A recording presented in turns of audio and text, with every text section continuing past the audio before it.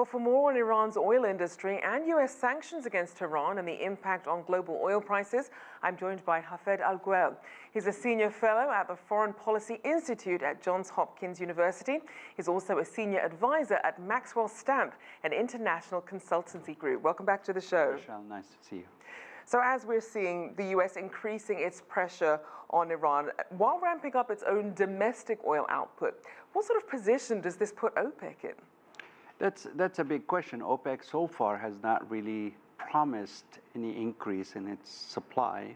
Saudi Arabia itself, which the president was counting on, is a little bit very cautious about committing itself to increasing any supplies. They're saying we're watching the market. The market, even though last week the oil prices were higher on expectation of this complete total sanctions on Iran. But ironically, the last few days, the prices eased a little bit more. I think that indicates that, the market has already adjusted to any possibilities in the future. There is also talk these days about the possibility that countries with the weight of China and India and Turkey might form some kind of a buyer's bloc to counter the OPEC side instead of suppliers working as a cartel. It'll be interesting to see buyers also working as cartels. So then, as you mentioned, some of these countries that are the most exposed to this, talk about some of their potential contingency plans. You mentioned this buyer's bloc. Okay.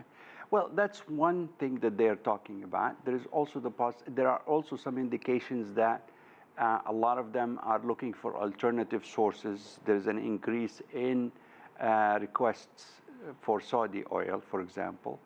A lot of them are just simply saying we're not going to comply with the United States, which is not necessarily a difficult thing to do. I mean, there is a risk to for the United States itself for trying to impose these kind of sanctions unilaterally, because it's basically alienating a lot of major partners. It also can force a lot of them to go the route of, for example, Europe, in which they created a system to deal with Iran that is outside of the US financial markets and banking system. So the threat that we can stop you from using US dollars and US banking system can work both ways. That can force a lot of countries to begin, as there are indications. Today Bloomberg is reporting, for example, there is a huge increase in central banks around the world switching or buying more gold as a part of their policy to reduce their reliance on the dollar. So certainly a lot of moving parts with this. How is China responding to this? Are they likely to comply, especially since they have that added backdrop of the US-China trade frictions, and we're expecting to see some real progress on that in the next week? Well, this is the question for China.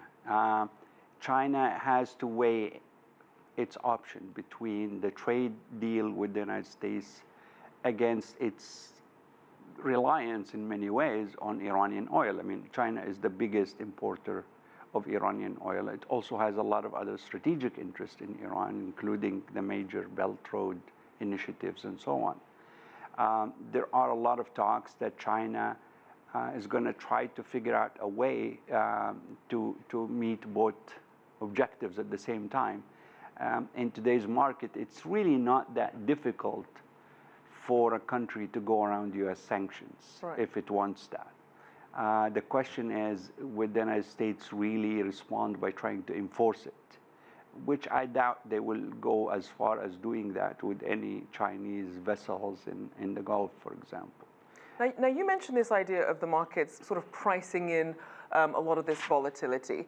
But as we look at this crackdown on Iran, the US is expected to continue now adding in potentially petrochemicals. Yeah. How does that affect things, not just global oil prices, but for a lot of these trade partners sort of caught up in the fray? It will definitely affect all of this. I mean, this entire episode is quite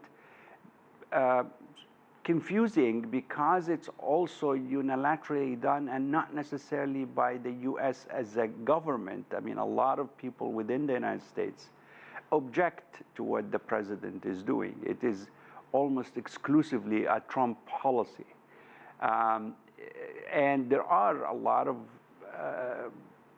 there's a lot of wisdom in thinking we'll wait him out. I mean, he still has about a year to go. Right. A lot of the Democrats have already committed that they will reverse his Iran policy if they're elected. So there is some wisdom here for a lot of the big players like China and India to figure out a way to wait this president out of office. All right, well, certainly an interesting waiting game, a tough game they're playing there. Thank you so much. Thank you, Rachelle. Hafed Al Ghwell, It's a pleasure. Senior Fellow at the Foreign Policy Institute at Johns Hopkins, and also a Senior Advisor at Maxwell Stamp. Thank you. Always good to see you. Always.